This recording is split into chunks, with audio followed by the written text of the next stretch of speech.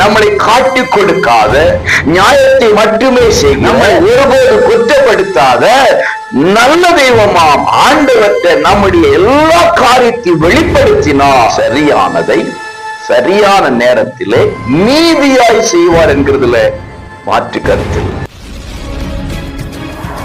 பிரியமானவர்களே, நல்லவராம் இயேசுவின் இன்ப நாமத்தில் மனதார வாழ்த்துகிறேன்.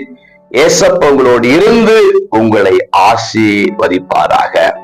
எரேமியா 11:20 என் வழக்கை உமக்கு வெளிப்படுத்தி விட்டேன் என்றேன். அன்புக்குரியவர்களே, இன்றைக்கு வழக்குகள், பிரச்சனைகள், போராட்டங்கள், வியாதிகள், தனிமைகள், தவிப்புகள், சொல்லனா மன அங்கலாய்ப்புகள், அலைச்சல்கள், வேதனைகள், தூக்கமில்லாத இரவுகள், புலம்பல்கள், இப்படி வாழ்க்கையில பலவிதமான காரியங்கள் தொடர்ந்து கொண்டே இருக்கிறது.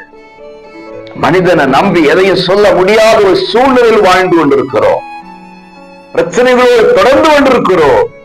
இன்றைக்கு நாம் செய்ய வேண்டியது என்னவென்றால், நம்முடைய வழக்கை, நம்முடைய எந்த பிரச்சனையாக இருந்தாலும் அதை தேவனுக்கு வெளிப்படுத்தி விடுவோம். தேவன் சொன்னா நம்மளை காட்டி கொடுக்கவே மாட்டார்.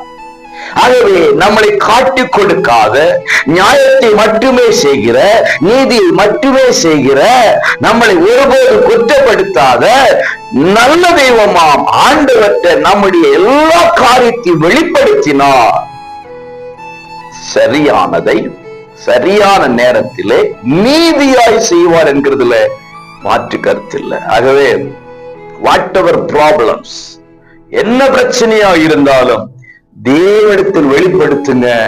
கர்த்தர் நீதி இன்றைக்கு உங்களுக்கு செய்வாராக. God bless you.